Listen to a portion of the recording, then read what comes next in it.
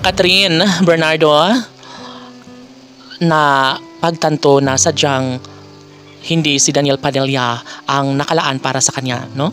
So, humabot nga ng 11 taon ang kanilang pagmamahalan, ngunit na wala lamang ang lahat, na baliwala ang kanilang mga pangako.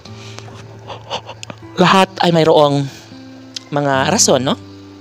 Sabi nga ng kanilang mga tagahanga na talagang nakikita na nila at nararamdaman na nila kung ano nga ang magiging kahihinatnan sa kanilang relasyon.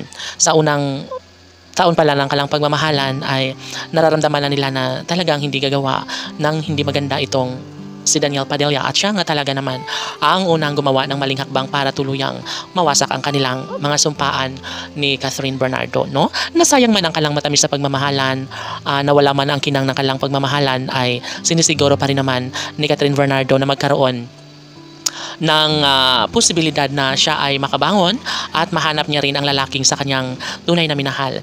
No, kahit na dumilim ang kanilang pagmamahalan, ay sinisikap pa rin ni Catherine Bernardo na lumiwanag ito sa pamamagitan ng pagtanggap sa katotohanan.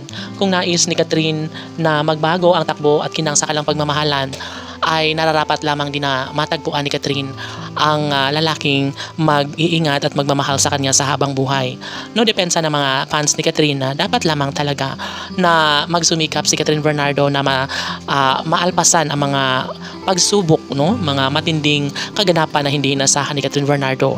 Dahil nga umaasa sila na kay Daniel Padilla lamang matatagpuan ang tunay na kaligayahan sa puso ni Catherine Bernardo. Isang malaking pagkakamali ang lahat ng ito dahil sadyang nangyari na ang mga hindi inaasahan na paghihiwalay sa relasyon ni Catherine at Daniel. No? Komento ng mga netizens ay sana nga ay maging matibay si Catherine. Sana ay hindi na lang siya umaasa sa pagmamahal ni Daniel Padilla dahil marami pa umanong lalaking tunay na magmamahal sa kanya at sasamahan siya hanggang sa pagtanda. Siyempre, posible na mangyayari ang lahat ng ito at maaari na magkaroon nga ng isang magandang dahilan ng lahat. Siguro ay darating ang lilipas rin ang mga taon at darating din ang lalaking magmamahal ng totoo kay Catherine Bernardo.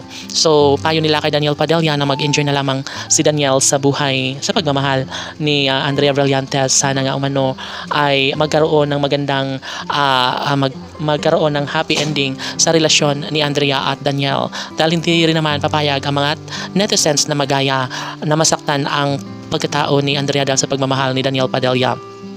Posible na mangyayari ang lahat na sila ay maghiwalay, ngunit ipinangako na ito ni Daniel Padilla na talagang habang buhay na niyang mamahalin itong si Andrea Brillantes, at ito lamang ang babaeng kanyang pakamamahalin at sasamahan hanggang sa kanyang pagtanda. Sana nga ay magiging tama ang mga desisyon ni Daniel na iwanan si Catherine. Laban!